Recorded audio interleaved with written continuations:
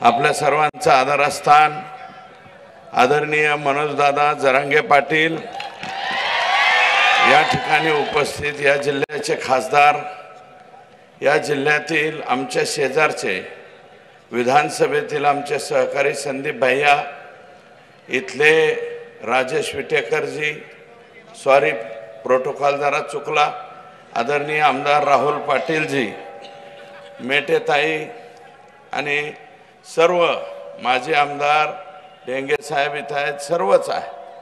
मी सर्वांचं नाव आणि अण्णासाहेबांचे चिरंजीव ज्यांचं या ठिकाणी भाषण झालंय ते नरेंद्र पाटील साहेब इथे आहेत आणि हे जे आयोजन केलेले त्या आयोजकांचं सर्वांचं मनापासून सुरुवातीला आभार मानतो। परभणी नगरीचे माजी महापौर सुद्धा या ठिकाणी आहेत। तर काय आहे, जगात जर्मनी, देशात परभणी असं या परभणीचं नाव आहे। बनी तो बनी। मी या परभणीचा 18 महिने पालकमंत्री राहिलेलो आहे, त्याच्यामुळं परभणी किती रगेले, परभणीची रग मला चांगली माहिती आहे। हे खरंच रगेलेत आणि मनापासून या ठिकाणी विजय वरपुडकर साहेब सुद्धा आलेले आहेत। माझं कोणाचं नाव चुकलं तर मला या ठिकाणी क्षमा करा। तेव्हा एक दोन घटना ॲडजस्टंट इथे घडलेल्या आहेत। या परभणीमध्ये सोमनाथ सूर्यवंशी लॉला 3rd इयरला शिकणारा मुलगा कोबिंग ऑपरेशनमध्ये त्याला पोलिसांनी नेलं आणि त्याचा दुर्दैवानं मृत्यू झालेला आहे। प्रचंड मारहाण करून त्याचा मृत्यू झाला अशा प्रकारचं ऑब्जेक्शन त्याच्या कुटुंबियाचं आहे आणि त्याच्या बाबतीत आणि विजयजी वाकोडे साहेब यांचा सुद्धा दुर्दैवानं मृत्यू त्या ठिकाणी झालाय। आपण जिथे बसलेलो त्याच पाठीमागच्या स्टेजवरती ते पण आंदोलनाला लोक बसलेले आहेत, तेही आपलेच लोक आहेत, वेगळे नाहीत। म्हणून कोबिंग ऑपरेशनची न्यायालयीन चौकशी झाली पाहिजे। माननीय मुख्यमंत्र्यांनी सोमनाथला 10 लाख रुपयाची आणि वाकोडे साहेबांना 5 लाख रुपयाची मदत जाहीर केलेली। तर ते येत्या सोमवारी किंवा मंगळवारी सोमनाथच्या कुटुंबियाला वेळ देणार आहे, वाकोडे साहेबांच्या कुटुंबियाला वेळ देणार आहे आणि स्वर्गीय संतोष देशमुख यांच्या कुटुंबियाला सुद्धा वेळ देणार आहे। कदाचित 6ची 7 होऊ शकते, एवढाच त्याच्यामध्ये बदल होऊ शकतो। अशोक गोरबांड नावाचा कोणीतरी PI, हा LCBचा PI आणि स्वतःला SP समजतो, अतिशय चुकीच्या पद्धतीने कारभार करतो। हा जिथे जातो तिथं काहीतरी उद्योग करतो, अशा प्रकारची तक्रार या गोरबांडची आहे। हा गोरबांड फक्त सस्पेंड नाही व्हावा, हा रिमूव्ह फ्रॉम सर्व्हिस झाला पाहिजे आणि त्याची न्यायालयीन चौकशी सुद्धा झाली पाहिजे, अशा प्रकारची विनंती इथल्या काही लोकांनी केलेली आहे आणि माझा पाठिंबा त्याला राहील। विजय वाकोडे साहेब त्यांना बाबा म्हणायचे। मी पालकमंत्री असताना अनेक वेळा काही जर प्रश्न निर्माण झाले तर बाबा 100% आम्हाला सहकार्य करायचे, म्हणून त्यांचंही मी मनापासून या ठिकाणी आभार मानतो। आणि यांचं काय काय सांगावं, या आमचे बिडावाली जी कलाकार मंडळी आहे, आका यांचं काय काय सांगावं। आणि स्वर्गीय संतोषच्या बाबतीत सुद्धा सभागृहामध्ये मी मागणी केली होती, IG लेवलच्या अधिकाऱ्याच्या आधिपत्याखाली SIT स्थापन झाली पाहिजे। राज्याच्या मुख्यमंत्र्यांनी ती मान्य केलेली आहे। त्याच्यानंतर 10 लाख रुपयाची मदत या कुटुंबियाला दिली पाहिजे, ती सुद्धा मान्य झालेली आहे। त्याच्यानंतर न्यायालयीन चौकशी झाली पाहिजे कारण हे लोक जर पोलिसांकडून कुठं सुटणार तर नाहीच, पण चुकून एखादा सुटला तर तो न्यायालयीन चौकशीत अडकलाच पाहिजे, ही धारणा मनामध्ये आहे. आणि यांना मोका लागला पाहिजे. मोका म्हणजे माहिती आहे ना, म को लागला पाहिजे. एकदा अंदर गया ना, पोलिसांनी मोकामध्ये घातला ना, 5-4 वर्ष नमस्ते लंडन, पुन्हा हे माघारी येत नाहीत. आणि हा जो आका आहे ना, आका तर गेलाच पाहिजे, पण जर काकाच्या आकाने काही यंटोबंडो केला असेल तर आकाचा आका सुद्धा नंबर लागू शकतो. यांचे लफडे माणसं मारायचे तर आहेतच. अरे कोणत्या पद्धतीने तुम्ही संतोषला मारलं, ही कुठली पद्धत आहे? इतिहासामध्ये छत्रपती संभाजीराजांना ज्या पद्धतीने मारलं होतं, अतिशय हालहाल करून, हे पाहिलेले आम्ही इतिहास आहे. मी बरोबरी करत नाही, करू शकणार नाही, कारण आमचा छत्रपती संभाजीराजाच होता 1800 लढाया जिंकणारा, 12 हत्तीचं बळ ज्याच्या भुजामध्ये होतं, तो छत्रपती संभाजीराजा आमचा होता. मी छत्रपती संभाजीराजांची तुलना करणार नाही, परंतु आमच्या लेकराने नेमकं तुमचं बिचारा काय बिघडवलं होतं? अरे इथं 10वीला लेकरू आहे, एवढुले लेकर आहे त्याचे. तुमचं काय बिघडवलं होतं? फक्त एका दलित समाजाच्या पोराची बाजू घ्यायला गेला होता, बाजू घ्यायला गेला म्हणून मारतात. आणि जर तो व्हिडिओ आकाला तर 100% दाखवलाच असेल संतोषच्या मारहाणीचा, पण आकाच्या आकाला दाखवला असेल आणि त्यांनी जर पाहिला असेल तर आकाच्या आका, कर लो जल्दी तयारी, हम निकले हैं जेलवारी, असं सुद्धा तुम्हाला करावं लागल. पण आज मी त्या बाबतीत बोलत नाही. आणि ते म्हणतायत 100 चूहे खा के बिल्ली हज को चली म्हणतात ना, तसा काहीसा प्रकार काल परवा हे आकाचे आका आले, म्हणले जे दोषी असते त्यांना फाशी द्या. पण आधी नीट वागायचं कोणी सांगायचं होतं? आणि अजित दादा, क्या हुआ तेरा वादा, अजित दादा तेरा वादा क्या हुआ रे? काय को इसको अंदर लिया? ये अंदर लेने क्या जैसा नहीं है. संगीत दिघोळे पासून त्यांच्या संतोष देशमुखापर्यंत हत्याची बेरीज केली तर अजय दादा जरा हिशोब करा. आणि या हत्या कोणी घडवून आल्या, त्याच्या मागचा मास्टर माइंड कोण, कोणी हे उद्योग केलेत, हे जर तुम्हाला माहित नसलं तर परभणीला माणसं पाठवा, बारामतीचे माणसं पाठवा, बारामतीचे माणसं परळीत पाठवा. आमच्या इतर लोकांना सगळ्यांना बर का, एका समाजापुरतं नाही, इतर सगळ्या समाजाला काय वागणूक आहे, तिथं काय वागणूक मिळते 18 पगड जातीला. जीव मोठी धरून बसताय. 200 500 कुटुंब शहर सोडून चालले. काही गंगाखेडात पण आले असते. गंगाखेडचे आमचे भाऊजी का नाही आले? वो रत्नाकर गुट्टे साहेब आज कुठं अडकले माहित नाही बाबा. डबल पॉलिसी हंता का काय? इकडे हमरे भी साथ उधर के भी साथ, उनके साथ नहीं है, वो भी हमरे साथ है. परंतु रत्नाकर भाऊजी हे वागणं बरं नव्हा. खोल्लम खोल्ला यायला पाहिजे, अंदर की बात नाही चाललं पाहिजे. हा सर्व पक्षीयांचा आहे.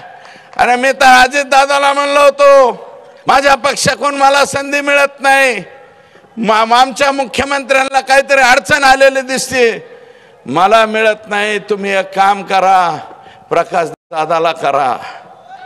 प्रकाश दादा सोळंके, तो भी ज्येष्ठ 5व्या टर्म आमदार आहे, त्याला करा. नसलं तर मी म्हणलं तर ह्या विटेकरला करा.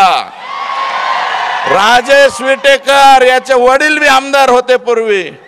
राजेश विटेकरला करा आणि हे नसलं जमत तर म्हणलं बुलढाण्याचा कायंदे करा. कायंदे निवडून आला ना तुमच्या पक्षाकडून, घड्याळाकडून. अरे तुमचं घड्याळ नसतं आलं रे, आम्ही नसतो आलो.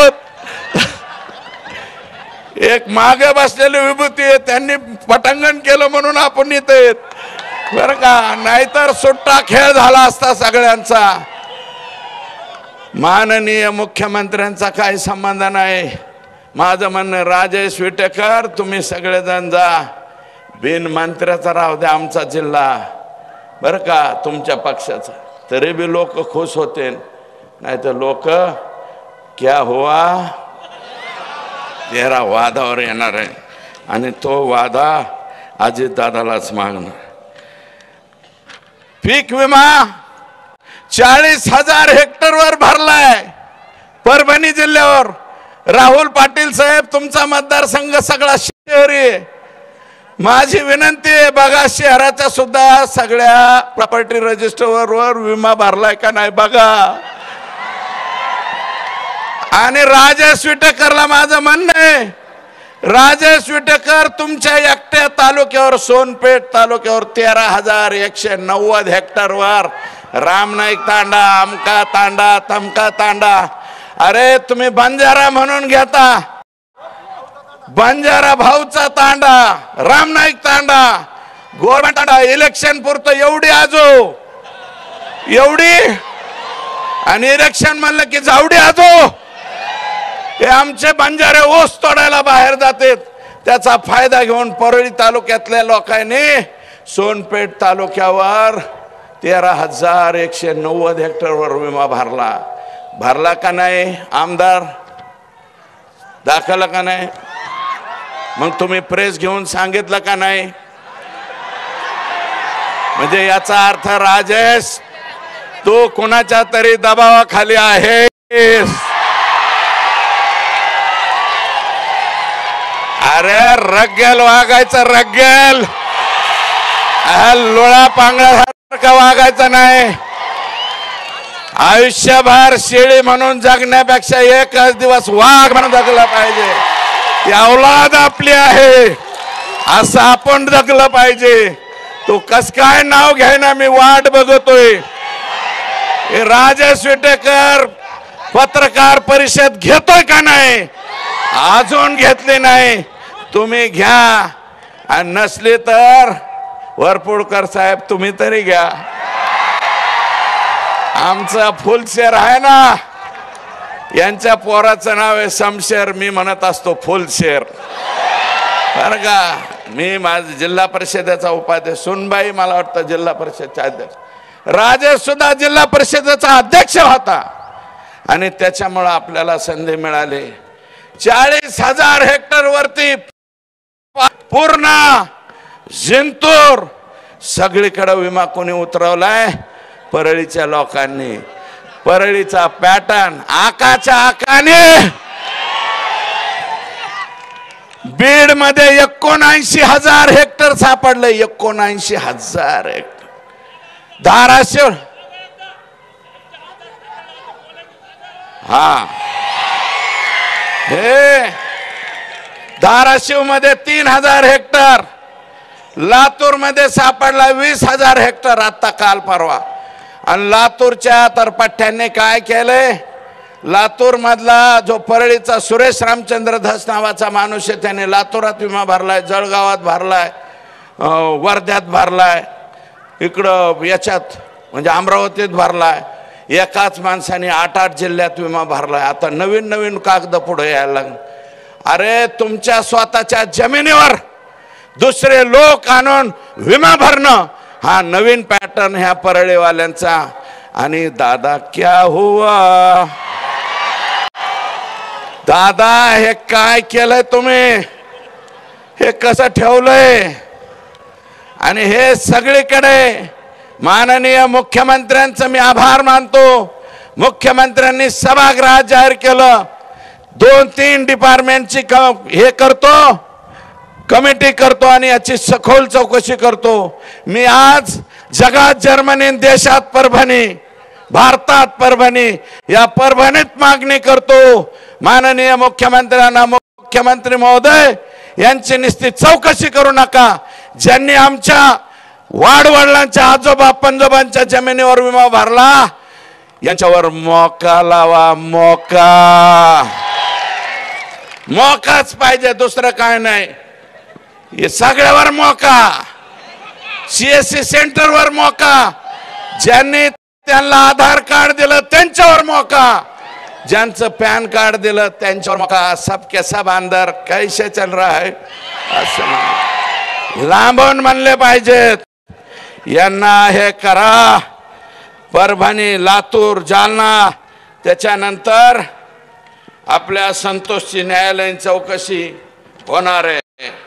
पण माझं मत आहे असं, विटेकर साहेब तुम्हाला माझी विनंती आहे, आमच्या मनोज दादांनी आंदोलन केलं, आम्हाला एकटं पाडण्याचा तुम्ही प्रयत्न केला, तुम्ही एकटं नाही, आता एक नवीन घोषणा काढायला पाहिजे। मला असं वाटतं एकच पर्व हे दोन नेते, ह्यांचा समाज सुद्धा नाही, एकच पर्व हे दोन नेते सोडून सर्व बाकी सगळे जाती धर्माचे लोक हे आपले समजायचे, अशा प्रकारची आपल्याला या ठिकाणी विनंती करतो।